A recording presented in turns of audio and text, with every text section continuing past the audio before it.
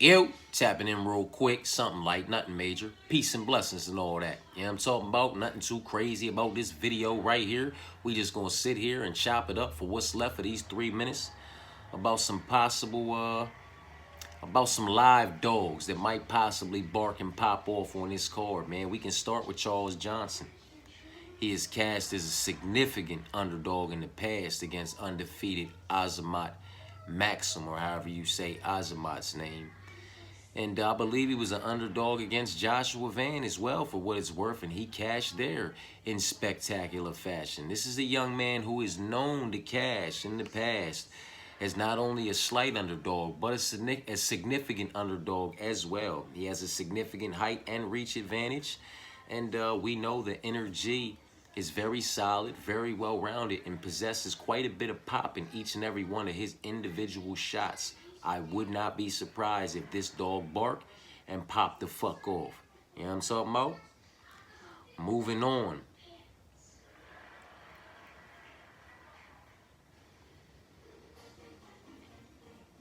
If we keeping it a buck, man, Cody Brundage.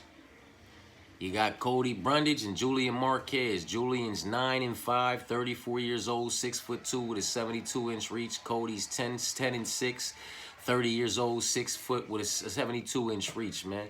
Nothing about this fight screams Julian Marquez should be a favorite in any way, shape, form, or fashion.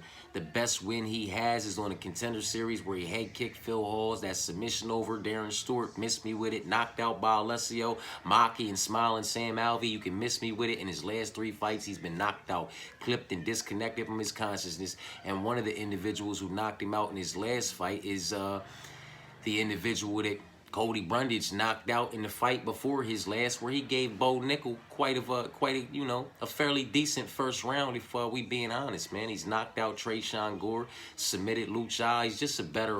He's a better wrestler, in my personal opinion. He's a better wrestler with more power, and he might actually be the better all-around mixed martial artist, to be determined, man. But Cody might bark, man. Now, Almabayev versus Manel Kape. Manel Kape loses to individuals who are more dominant in the wrestling and grappling. That's what Muhammad Makayev was.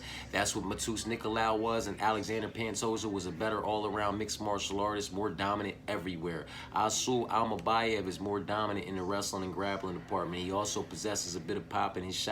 Matus Nicolau, one thing has nothing to do with the other. It's all worth consideration. He was a more dominant wrestler and grappler in Manel. That's why Manel lost that fight. While Asu was too dominant for him in their fight, that's why he lost that fight. Asu might bark and pop off, but that's it for the dogs, in my personal opinion.